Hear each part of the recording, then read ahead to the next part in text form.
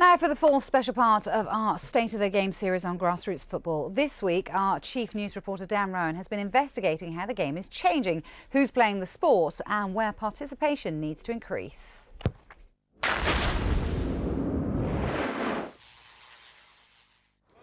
Three different leagues in three different parts of England, but all suffer from the same problem, a decline in 11-a-side football.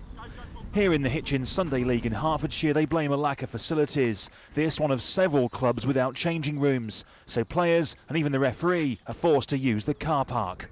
No facilities whatsoever, nowhere even to go to the toilet.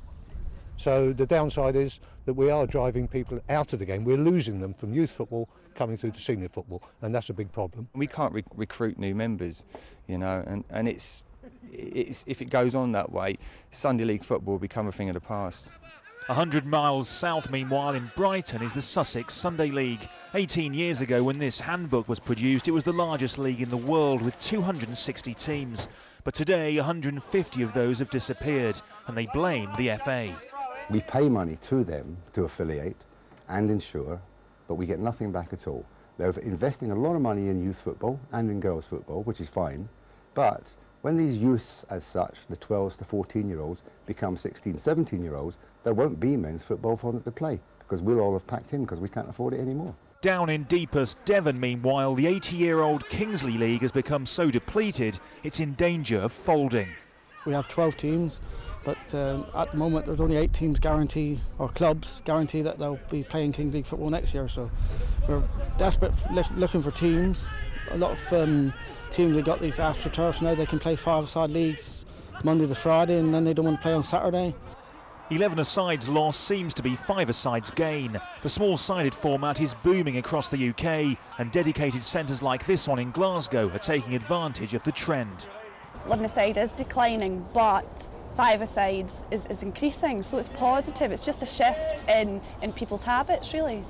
I don't think it kills 11-a-side football. I think it gives people an opportunity to play some midweek football.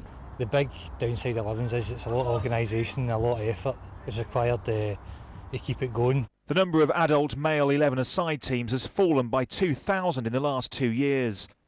But in stark contrast, 1,500 more 5-a-side teams have been created, and it could soon overtake the traditional form of the game. The challenge is in the 11v11. I mean, 5-a-side, small-sided is massively grown. The mini soccer is massive. Girls football is the biggest girls sport in the country. So we've gained in other areas, but the 11v11 is something we want to protect. Nobody can come inside the area. Apart from 5-a-side, the FA claim other success stories. There's more women's football, more disability teams, and more mini soccer being played than ever before. But when it comes to teenage footballers like this, there's a problem. England has the highest dropout rate of players at this level than any other European country, and the FA are worried. It's really the 16 to 25 age group. There's costs, studies, further education. That's where the dropout is, and they tend to drift back in the 25 plus. So we've got to try and arrest that. Here in Holland, however, football seems to be enjoyed by all age groups, as these guys prove. This is the over-70s team at OJC Rosmalen, a club in the south of the Netherlands. These men are all pensioners, but they're encouraged to keep on playing by a nationwide investment into grassroots football facilities that attracts every age group to the game, whether old or young.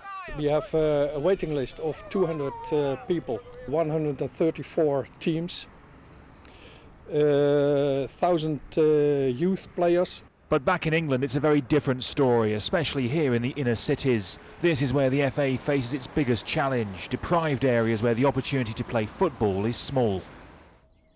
Just a few miles from the centre of London is the borough of Lambeth, and the FA say fewer people play organised football here than anywhere else in the entire country. Over 250,000 people live in this borough, but this is just one of only 5 sites where they can play on grass football pitches. Football coach Colin King works to encourage more of Lambeth's diverse community to play the game, but the odds are stacked against him. We've got over 80 schools in the borough, only one outside pitch in one of those schools, and only 7 mini soccer teams in the whole of the borough. But we know nationally there are 1 million people trying to get into soccer, and a huge amount of them live in this borough, and it's a tragedy we haven't got the facilities to develop participation rates. The FA's #1 target must be to increase the numbers playing the sport, regardless of age, gender or race. Rich or poor, disabled or able-bodied, the challenge is to turn football into a game for all. Dan Rowan, Sky Sports.